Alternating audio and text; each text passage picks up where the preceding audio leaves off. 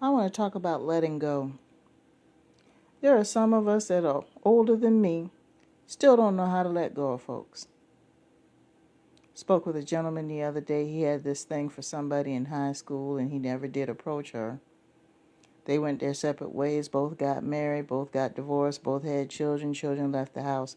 Now, several years later, and they decided they were going to take up with each other again.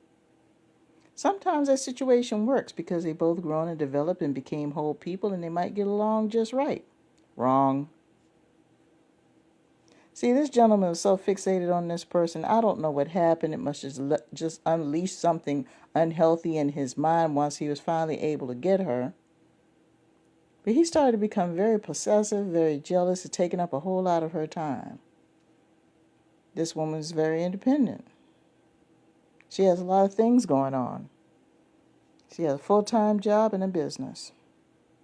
She has grandchildren that she babysits from time to time. She enjoys the company of a man, but she wants to go slow.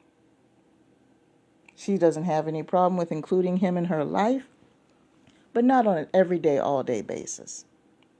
She wants to take her time.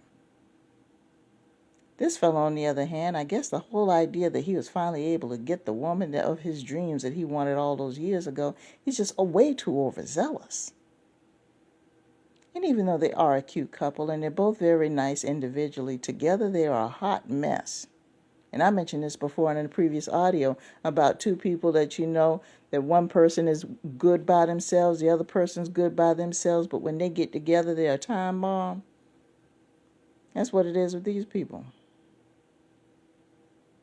Now, eventually, the woman had let the man go. She told him, she said, look, she said, there's too much going on. He was going way too fast and asking for too much and making too many demands in less than a year. I don't think they were even together more than 6 months.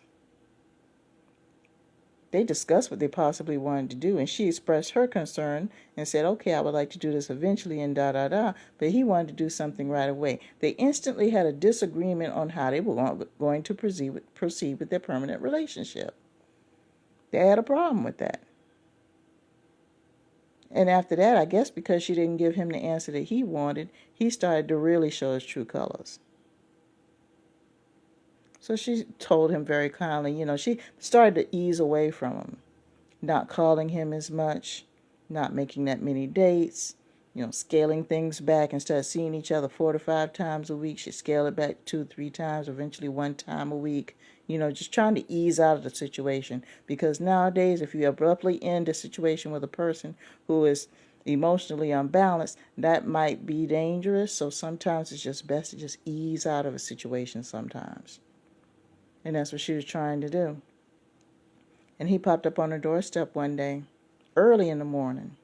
I guess he knew he would try to catch her before it's time to go to work. He didn't even ring the doorbell. He just sat on the porch. Like maybe he was probably watching her if she had the windows open looking around. He said, we need to talk. She said, no, I'm on my way to work. Why didn't you call? Now see what you did. What he did right away is he created apprehension in her. He created negative energy in her. He created a sense of unease and a sense of being uncomfortable around, in an otherwise situation that could have been calm. He had no business taking his butt over there. No business at all. And she can handle herself pretty well. I mean, she's ex-military. She did a couple of tours over in Iraq, so she's nothing to play with. Me personally, I just would have called 911. I've done it in the past. Had no problem with it.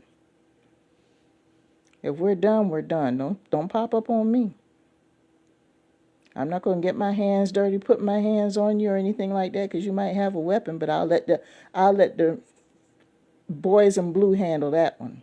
The boys and the girls in blue, let them handle that one, because they're a friend of me. I'm not on their radar.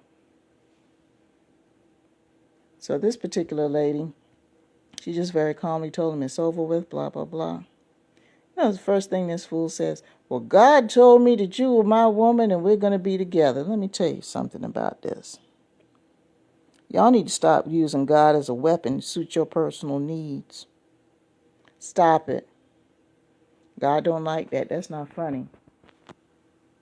If that person says they doesn't want to be with you, if they get back with you today or tomorrow, let it happen.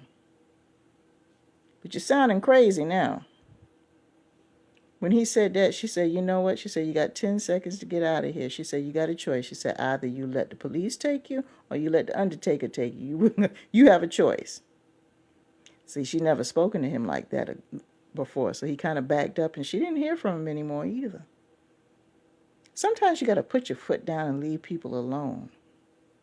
Once they show their true colors in their fashion, leave them alone because you don't know what you're going to get. And some people like unpredictable people. Okay, go ahead and gamble with that. You think that's sexy? All right. You think it's sexy to be able to go around somebody's house that you're dealing with and you don't know what's going to happen. You don't know what kind of mood they're in. You think that's cute. That turns you on. Okay, keep it up. Somebody will be dialing 911 for you. Just saying.